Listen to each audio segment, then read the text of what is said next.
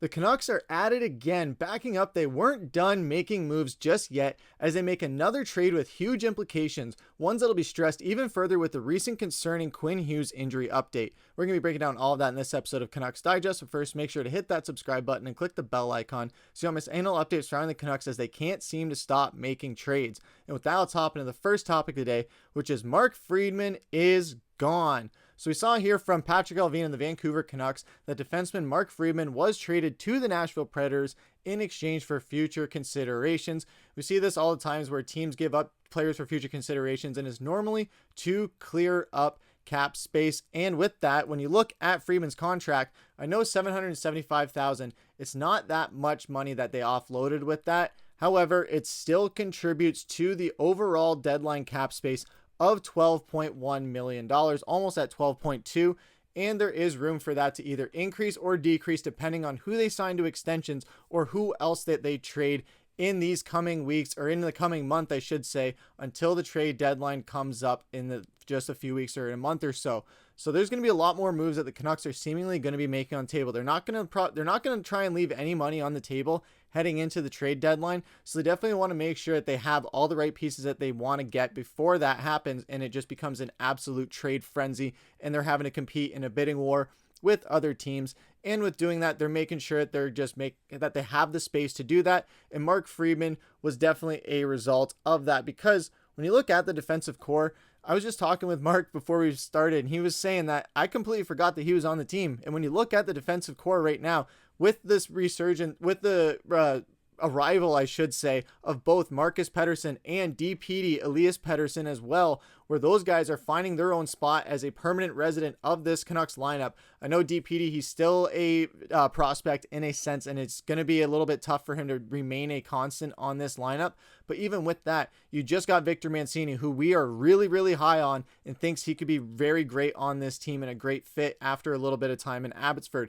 And then you have Noah Juulsen, who I thought he was going to be involved in a trade at some point as well. Who knows? Maybe he will down the line. That is unsure. Carson Soucy as well. He's on the trade block. So bringing in these guys, bringing in or offloading guys and bringing in more to kind of bolster it down does make sense. You got Mancini there where he's going to be plugged in at some point, especially with Quinn Hughes' injury, which we're going to get into in a second.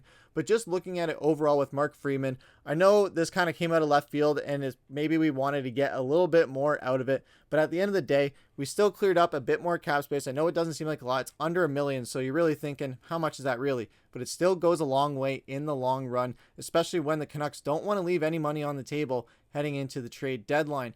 But Mark Friedman as well, he wasn't doing too much with this team. There was a lot of times where he wasn't really finding his footing, wasn't having a great game, or was just a healthy scratch over and over and over again. So making this move definitely made sense from the Canucks standpoint, where they don't want guys that they're just going to have chilling in the press box every night as a healthy scratch. They want guys that are going to be on the ice and getting pucks in the net and helping us win hockey games. Mark Friedman, he wasn't doing that. So what do? You move on. And because the Canucks don't have too much draft capital left or heading into next season, they want to get as much as they can with these considerations from Nashville to try and either flip them in a trade like we've seen them do many, many times before, even this season, where they just last week actually, where they flipped that first round pick that they got from New York and flipped it to Pittsburgh. So they could be using that as a bargaining tool or actually wanting to go out and draft someone. But what do you guys think on this as a whole? What do you think about what we got from Mark Friedman? And what do you guys think about Mark Friedman moving on from the Vancouver Canucks? Do you love it? Do you hate it? Are you indifferent about it? Are you kind of in the middle? Let us know what you guys have to say down in the comments. That's going to take us into our second topic of the day, which is Quinn Hughes injury update. So we see here from David Quadrelli that in other news can confirm that it's an oblique injury ailing Canucks captain Quinn Hughes, which is very unfortunate. We saw him not play last night and had missed the last few games as well. And then with Ian McIntyre as well saying that the Canucks hope to see Quinn Hughes play Saturday night versus Toronto at home, but it's largely the captain's call for Team USA at Four Nation. Patrik Allvin saying, Quinn is extremely professional. He knows his body and knows what he can do or not do. I trust him a lot. We're supporting him in this decision. So I definitely think we're going to see Quinn Hughes in this Canucks lineup sooner than we could see him at Team USA. There's a lot of speculation on what his status will be for that, and we just do not know. But Rick Tocchet himself, head coach, saying it definitely depends on the next 48 hours. I guess that's really what it comes down to. We'll sit down with Quinn and talk to him. It's a day-to-day thing right now. We want to make sure that he's right. And that is absolutely right, because this Canucks team, it seems like we have a never-ending struggle of injuries, whether it's Dakota Joshua for either on-ice or off-ice injuries, Thatcher Demko with his injuries, Elias Pettersson, he had injuries, JT Miller, he was on indefinite leave before he moved on from him, Quinn Hughes was injured earlier in the season, Filip Hronek, Kevin Lankinen was banged up a little bit, Connor Garland got a little bit banged up last night, he left for a little bit, he came back.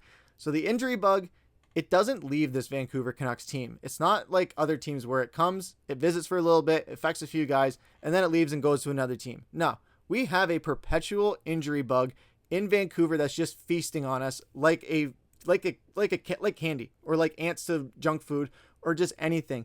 We are getting sucked the life out of us by this injury bug because it seems to hit almost every single great player that we have on this team. Kiefer Sherwood, hit him even as well. He was on injured reserve for a short bit before coming back. So there's been a lot of injuries on this Vancouver Canucks team. And yes, I know hockey is a very physical game. It's a very violent game. That's just the nature of the game where guys are going to get hurt. However, when that guy that's getting hurt is your captain of your team, the best player that you have, and one of the most valuable assets that you have that is a X factor towards winning. Yeah, the Canucks aren't that great without him, but we were able to get a win last night that got us 2 points. It was an ugly one, but they don't ask how, they ask how many. We got 2 points last night. That's the end of the story. And we did it without Quinn Hughes. So while we can't win often without Quinn Hughes, we still prove that we can win without him. Now, if that means that we have to take our time with getting him back to health, him not playing in the Four Nations, and just sitting out for the next 3 weeks or so, just to make sure that he's at 110% and getting back to a second Norris Trophy season, I'm okay with that. I know some fans will want to win as many games as they can before this break and head into the break with the right mentality and momentum heading forward when they come back. However, when it's someone like Quinn Hughes, I think the Vancouver Canucks can afford it, because right now we're currently in a playoff spot. I know I've been all doom and gloom about our playoff hopes and how we just don't look like a playoff team. However, if without Quinn Hughes until after the Four Nations break, that's a week where we don't have to worry about losing games because no one's playing. Then when we get back from break, we have Quinn Hughes back at 110%.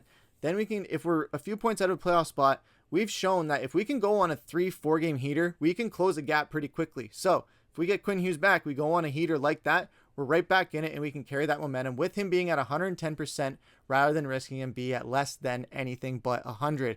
But what do you guys think on this? Would you sit Quinn Hughes out for the rest of the games until the Four Nations face-off?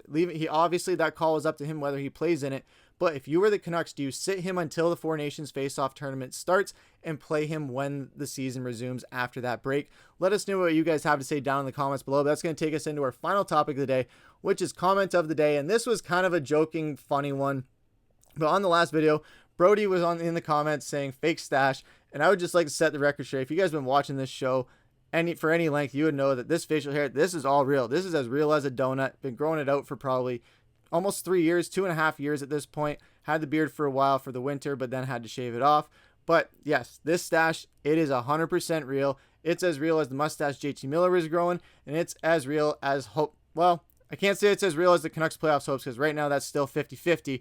However, I can assure you it's not a peel off. It's 100% real. But that's going to do it for this episode of Canucks Digest. Had to leave off on a bit of a humorous note with everything being all doom and gloom in Vancouver lately.